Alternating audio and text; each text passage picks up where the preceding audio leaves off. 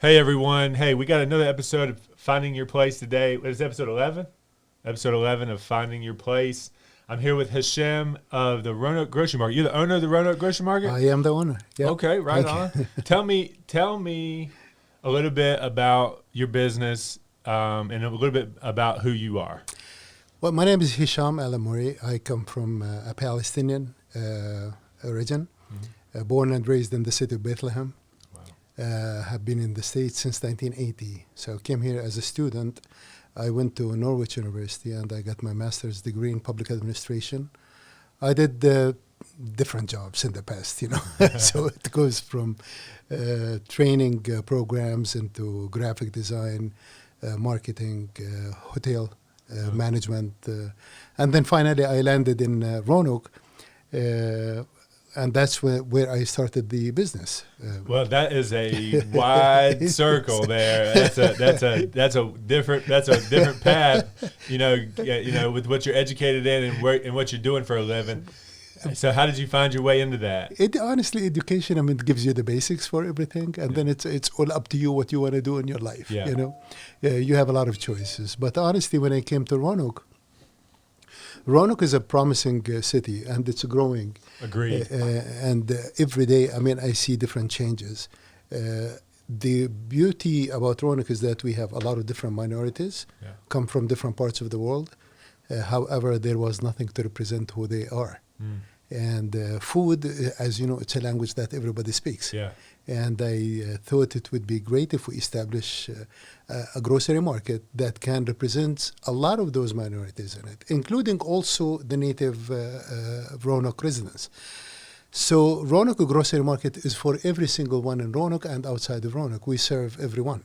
Yeah. It's a good food. It's a good products that you rarely can find in Roanoke, so we travel everywhere to go and get it.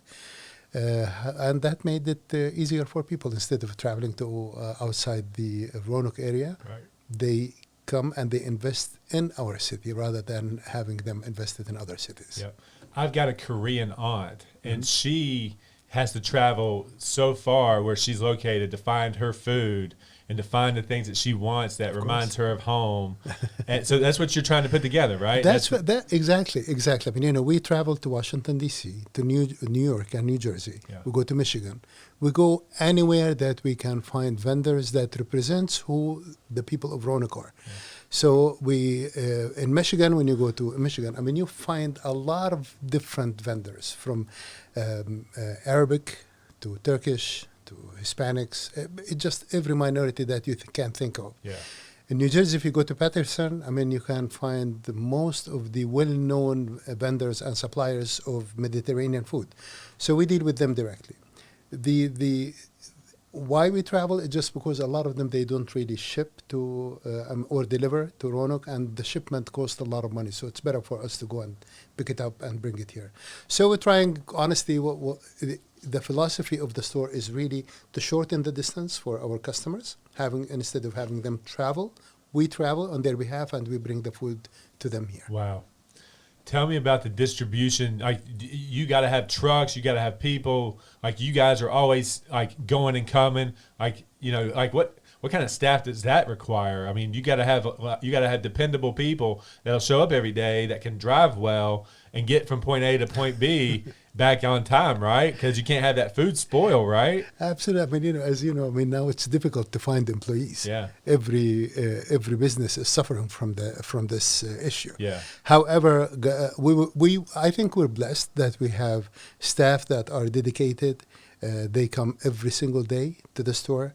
They know exactly what needs to be done. We established the process of how things need to be working in the store, between the butcher to the kitchen to the grocery. And everything goes really like in a circle, so nothing really stops. They get in the morning and they know exactly what needs to be done, and they prepare for the next day before they leave. So everything is going the right way. In Roanoke, Roanoke is a city that amazes me. It has a lot to offer. And the people who come to Roanoke, they come because they want to have a nice, peaceful life, rather than being in a busy city. Right. So you don't find, like if you go to Washington, D.C., you find tons of places that offer kebab, for example. Yeah. Like every other block, right? Exactly. I mean, or shawarma sandwiches or falafel or what. But in Roanoke, we have very few places that offers that. However, we try to make more in order for people to have also different choices. So it just feels like you like, and tell me if I'm wrong. It's like you just seen opportunity to supply something that the community needed. You didn't necessarily have experience in it, but you've seen a need and you are willing to go after it and supply that and learn and grow and figure, like kind of shoot from the hip, like just learn as you go. You didn't have any experience doing this, right? Honestly, I didn't. I mean, I did not really. I mean, but I saw the opportunity when I was working at the Sheraton. That's an entrepreneur. Yeah. So I was, I mean, if you come from a big city and you come to a smaller city, scale-wise, and then you don't find a store that carry all the items that people need on their daily basis. And then you notice that a lot of them travel to North Carolina or to Washington or to Richmond. You're talking about 200 miles at least for one way. Yeah. So 400 miles, they go and they spend maybe $1,000 a month. Yeah. And if you have 30 families that do that, you have about $30,000 that is traveling from Roanoke to be invested in other cities. Yeah. So if you have a vision for what you need to do, sometimes maybe the experience is necessary, but sometimes the dedication to the idea that is born in your mind and you try to implement it the proper way, to comply with code enforcement, to comply with the IRS, to comply with the businesses, to comply with employment, make sure that everything is set the proper way, then you are going definitely to succeed. And people can notice that. Like, if you go to a store, the first thing you would notice, you would look at is the hygiene, the cleanliness of the store. Yeah. If the store is clean, it's a reflection of the people that work there. Oh yeah. So this point is very clear. When you come to our store, it's always clean. You don't find stuff on the floor unless we have shipment coming in and we need to put it on the shelves. Right. The other thing is the food, quality of food. Others is the customer service skills. Yeah. Coming from a hotel background, service is the key for any success. Definitely. In Marriott, they taught us that take care of your employees, they will take care of your customer. Right. So you also, as an employer, you have to take good care of your employees. And I think, as I told you, it's a circle. So I take care of them, they take care of the customers, and it goes back on me. And we keep rolling as we go. And you're only in this maybe 6 months? Like you're pretty new at this. Like you just opened pretty much, We right? opened in April 10th. Yeah. So it's been about not even 6 months. Wow. Well, I am excited to see you grow, and I'm excited to see you push, and get people to come and experience what you have. I know we were talking off air, like we're going to come and check you out and see what you have to offer. And I mean, so 6 months in, when you got started, where did you think you would be in 6 months, and are you there yet? We started a few months before COVID started. Yeah. So man, that takes a lot of guts. Yeah. It takes a lot of guts to do that. And when I got the permits, I got the drawings, I got everything approved by the city. Yeah. By the time we were about to start, then COVID started. So we had to put things on hold for a little bit of time, but then we continued to work. Right. It took longer than anticipated because, people did not really want to get in touch with each other because of the sicknesses. And in addition to that, the prices of material went way up. Yeah. I mean, we had a small budget, and then we had to. It was inflated maybe twice the. So it doubled your budget. You had to triple. Wow! You can say, yeah. Wow! But I was consistent. I really needed to be there. But when we started the first day, I thought maybe it would take at least a year to at least break even. Right. But we were, I think, sometimes when you're blessed. And you know how to control your expenses, you at least very close to break even. Yeah. So I'm assuming within the first year we will be in a good place. Good. But we need more people. Yeah. And I'm hoping that we find more people that could work, especially now with we have another plan to extend the kitchen at least 14, 15 So foot you out. just don't see anybody looking for opportunities. You got plenty of positions open. People just don't want to come and work, right? Is that what Honestly, you're finding? we've been advertising on Facebook. We've been advertising on many other social media. It's difficult to find people. What's the entry level wage? What do you Honestly, we start at $10. $10 an hour? Yeah, which is way above the minimum wage. Yeah. Yeah. Yeah.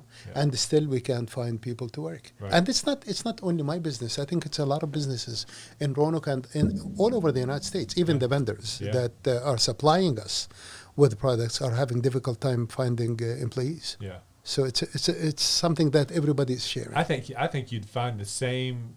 I think you'd find the same results even if you were offering them $15 an hour. Absolutely. I think there's too much incentive not to work. There is a lot of incentives not to work. Yeah. And I think it's hurting our economy. It's hurting. It's hurting culture. Oh, it's absolutely. It's hurting everything. Absolutely. And I mean, don't misunderstand me. I mean, if you are in need for this, great. But if you're not in need for it, do not sit home and do nothing. Yeah. Go outside in the market, because this is going to end at one point. Yeah. And once it ends, people are going to look for qualified ones. Yeah. So if you go now and the You just market need a needs heartbeat now. Yeah, You just need somebody. Just go and be dedicated to what you do. Don't go and work for a few weeks and then you get tired and you go back to the same old routine. Right. Go and get work. I mean, if they come to us, we will take care of them. But we need people who are dedicated to what they do. Yeah. I need them to understand the customer service level that we are working on. We don't work on just hi-bye. No, we really get involved in conversations. We teach people about the food. We explain to people what we do.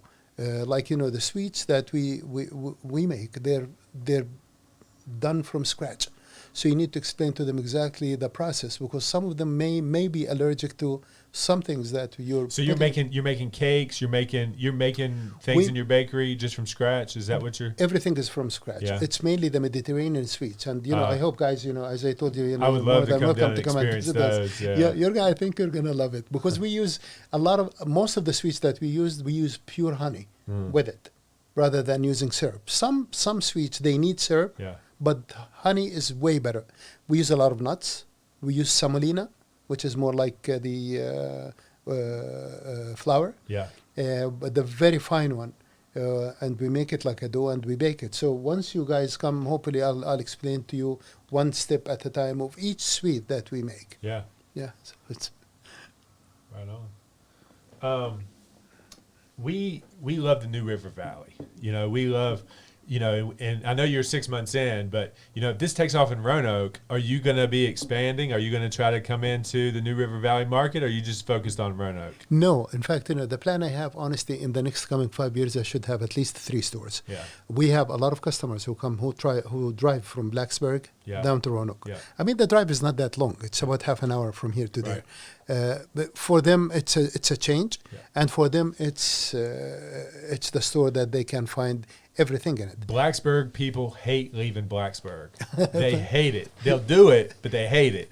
They would rather just be in Blacksburg and just not leave. And I respect that, and that's why we're going to come to them. Right on. Well, I got a couple notes here on my outline. The guys are making me aware about the charitable donations and the things the thing that you are passionate about. Just tell us about stuff like that. I mean, the small business community, and I'm trying to expand this and get more businesses involved in what we do. Homeless is an issue that is being faced in every single city of the United States. And a lot of those homeless, they need attention. I mean, it's not that, it's not a choice. It's not a choice that they decided one day to become homeless. I don't think anyone would like to do that. However, we need to be there for them. So what we do at Roanoke Grocery Market, every month we arrange with the city to take food to different shelters. So every month we give them about 100 meals. Wow. Yeah, it's a donation that we don't. So the Roanoke, you are partnered with the Roanoke Mission, and you give the Roanoke Mission. We arrange that with the city of Roanoke, and Okay. every month they will tell us this mission needs it or this shelter needs it. Yeah. So we drive and we take the food there, and once they're done, we go there and get our trays back. Yeah. But it's something that makes me happy. Yeah. You know, it's not the money. Sometimes the money is an incentive, but for me, money is not everything Yeah. in life. You know, Yeah. sometimes feeding someone who is hungry makes you even happier than having $1 in your pocket. Yeah. The other charity that we are working on is the autism. Uh, Autism, you know, it's something that new that everybody, you know, people started knowing about it more and more these days. Yeah. If you remember in the 80s, there was the Rain Man, the movie. Yeah. You know, Yeah. Dustin Hoffman did a Yeah. great. Great. You know, he acted great in Yes. that movie. And from that point, I was honestly concerned about this whole thing, because it's not a sickness that is cured. It's something that people live in their mind into a different world. However, they are smart. It's just, you know, they are their social skills maybe are different. Yeah. And as we grow, you know, then you have friends, and then you have family, and then and you notice is that, you know, it is in the family, it's with your friends. And I got so much interested in this phenomena. So I thought the best way I can support is to donate part of the proceeds to support autism research. That's awesome. And that's what we're doing now. So between homeless and autism, I'm hoping that we can even gather So some more you're businesses. providing food for the homeless, and you give a percentage of your sales At the end of to each the year autism. to the autism research, yeah. Fantastic. To the autism research. That's And, awesome. Well, so you know, if you go down to the Roanoke Grocery Market, you know, you're supporting good causes. absolutely. You know. Absolutely. I mean, you know, by buying from us, you're supporting homeless, and you're supporting also autism research. And now we are in the process, honestly, to hire two autistic kids so they can be integrated within our Nice. community. So they can stock shelves, they can get the grocery carts, they can. They can do whatever they can do, because, you know, I've dealt with them when I was at Marriott. We used to deal with a lot of different associations. They would bring to us kids with autism, Right. and we would teach them. So I have experience in teaching them Awesome. and how to deal with them, because, you know, you have to be extremely delicate Yeah. in the way you speak with them. But honestly, they are the nicest people. Once they love you forever. One of my best friends is autistic. One of my best friends. I taught him how to play golf, and we just kind of, you know, it's been a lifelong friendship. Absolutely, of Yeah. course. I mean, you know, and I can say this. I mean, do not deal with them as different. They Right. are exactly like us. Yeah. It just, you know, their social skills are different. Yeah. That's it, you know. But they are great people, good hearts. Definitely. And when they work, I mean, they put their heart into that job. Yeah, you should see this guy lift weights. What's it? He's an ox. I mean, so honestly, you know, so some people with Down syndrome, Right. you know, they already established their life. Like I know a guy from Syria, his father had Down syndrome, Right. and he got married. The kid, you know, my friend is not doesn't have anything, but he's very proud of what his father Yeah. has given him so far in life. So we all can be faced with this issue as long as we deal with it as something normal that we have to deal with. Yeah. You show people compassion. Absolutely. You know, they'll come out and do great things. Absolutely. No matter what the obstacles are. Agreed. What else do you plan on offering when more equipment arrives to your store? We're in the plan of extending the kitchen out. Yeah. The kitchen that we have already is 14 by 28. We're extending it another 14 foot out by 36. Wow. So we're putting the plans together to submit them to the city. Once they're approved, I want to extend the butcher house because it's divided between the butcher shop and the kitchen. Yeah. The butcher shop, I want to extend it more because we have more demand on the meat that we bring, and there is more demand on the food and the sweets that we're making. In addition to that, the Roanoke area doesn't have a pita bakery. Yeah. So we're trying to put a small bakery there that we can provide between maybe 100 to 120 bags every day. Now we are baking our food, our bread in Maryland, and Okay. then we bring it to Roanoke. Gotcha. So we started with about maybe 40 bags. Now we're selling over 250 bags a week. Wow. That's how much people like the bread. In addition to that, people like the Iranian bread. And, once you guys come there, I'll show you the different types of bread. So now we carry the pita bread, Iranian bread, Iraqi bread, Afghani bread. So it's a lot of different bread. Yeah. But, each community likes their own bread. So we're trying to provide that for them. That's interesting. So once the kitchen is extended, we will be providing the bread. We'll be extending provide more services. So you won't in have the to be butcher shop. shipping the bread from Maryland. You'll just make it We'll in-house. make it exactly, and that will save some time for us also to focus more on the customer and the business. Yeah. Other than that, once we are fully established and everything's going smooth, then we'll start thinking about the next location. Well, we're excited for that. We're Thank excited, and hey guys, we gotta coordinate. Put a 3-hour block on the calendar. We gotta go experience Absolutely. what they got going on. Anytime. It's a rain check. It's an open check for you guys. Right on. Well, thank you. All right, so I've got a little section of the show that we like to I'm going to read off a question or a statement, and it's going to be common myths or misconceptions that you can clear up. Sure, okay. You'll be true or false, or and then explain kind of what's going on. Okay. You need a formal education to be a baker or butcher. I don't think so. No.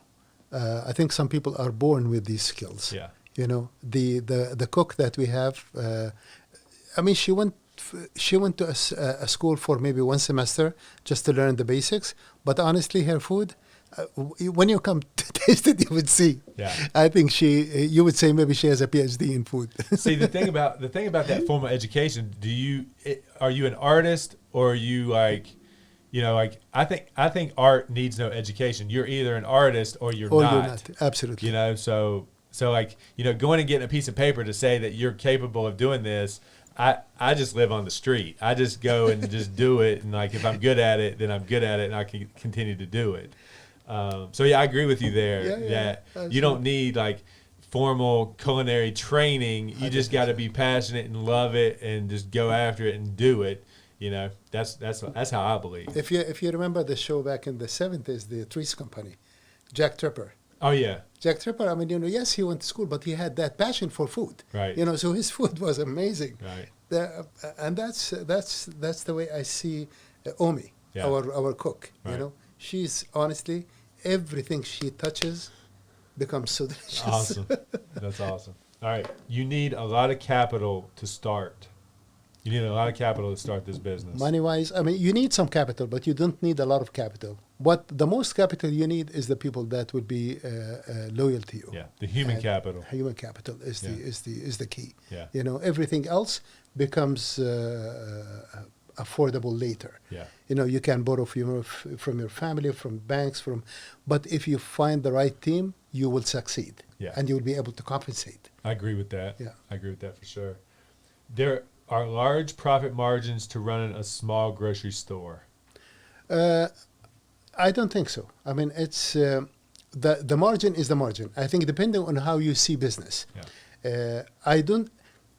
I see business that you need to make it affordable for everyone. Yeah. If you have money or if you have a little bit of money, you need to be able to afford. If you go to a restaurant that sells sandwiches for $15, not everyone is going to be able to buy a $15 sandwich. Yeah. However, if it's $7, everyone can afford that. Yeah. And that's where I stand. I put my margin in between, where everyone can afford buying our stuff. So you're more of a volume. You need volume more than just sales. I would say that it's probably smaller profit margins, but you need to sell a lot of it. A lot of it, and control your expenses. Yeah. Gotcha. Organic fruits and vegetables are always the healthiest options.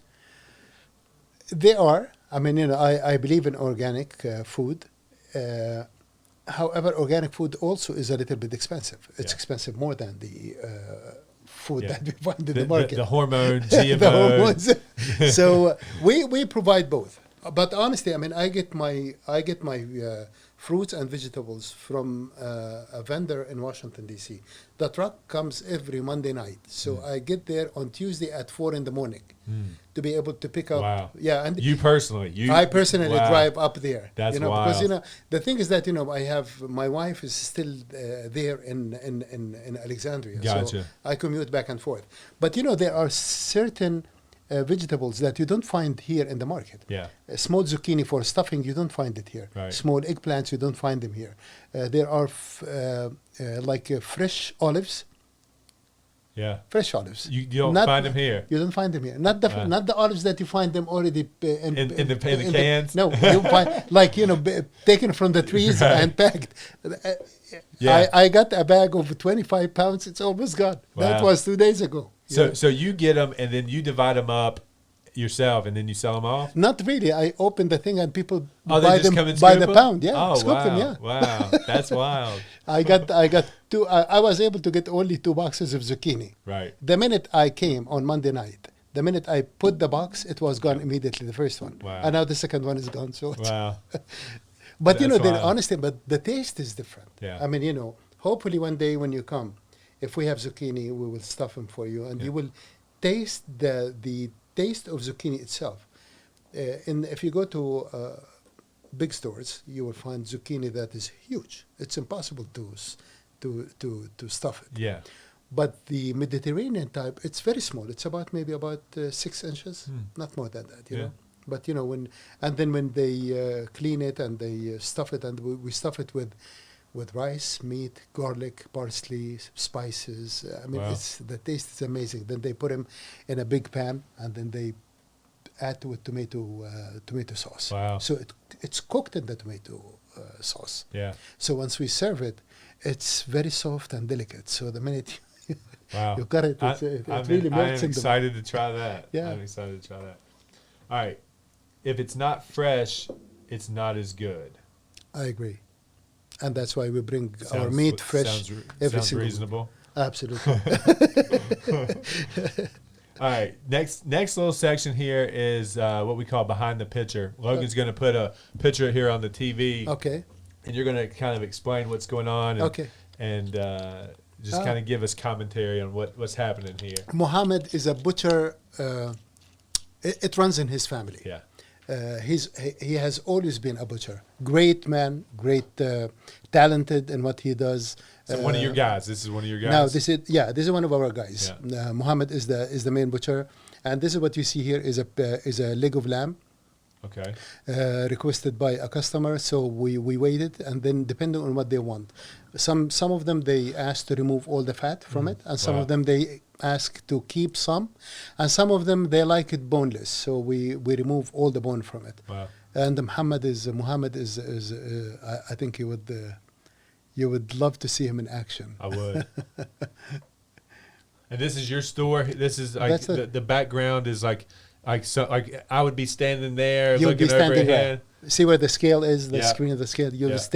stay standing right on the other side, and then Muhammad will show you. There is a display case that will have all the different types of meat, from leg of lamb, shoulder, chicken, veal, beef, goat. And we also sell there, I mean, things that you don't find also in the market. We sell the kidneys, we sell the liver, we sell, wow. and this is all fresh. So a lot of things. We make our own sausages. We make them from scratch. Wow. So we have 3 different types. We have the mild, the spicy, and we have the North African, which is called mergaz.